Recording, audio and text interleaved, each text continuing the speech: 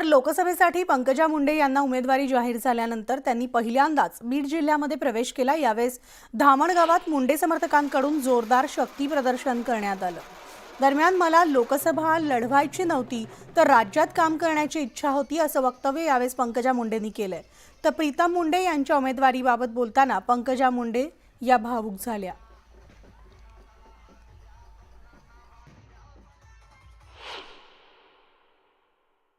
मला लोकसभा लढायची नव्हती का? कारण मी राज्यामध्ये काम करू इच्छित होते, पण माझ्या वहिनीने लोकसभा लढली, सुंदर 10 वर्ष काम केलं, पण माझं तिकीट जाहीर झालं।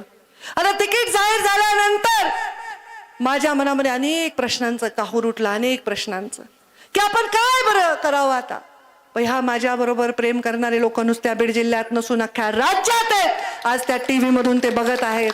त्या सगळ्या लोकांसाठी मला बुद्धीने निर्णय घ्यावा लागणार आहे आणि मी बुद्धीनेच निर्णय घेणार आहे आणि बुद्धीने निर्णय घेताना मन काढून कुठल्या तरी कपाटात ठेवणार नाही। माझं मन सुद्धा त्या निर्णयामध्ये सहभागी असणार। माझी बहीण बिचारी चांगलं काम करत होती, आज तिचे सहकारी सगळे लोकसभेत जाणार। माझा जीव तुटतो याच्यामुळे नाही की माझ्या बहिणीला खासदार बसवायचं होतं, याच्यामुळे की असं काय तिच्याकडून चुकलं होतं, काय काम तिने केलं नव्हतं। अहो कोविड मध्ये हे लेकरू पूर्ण PPE किट घालून प्रत्येक वार्डामध्ये गेला, एवढा कोविड झाला, जीवन तिच्या जीवनावर बेतलं तरी ती गेली।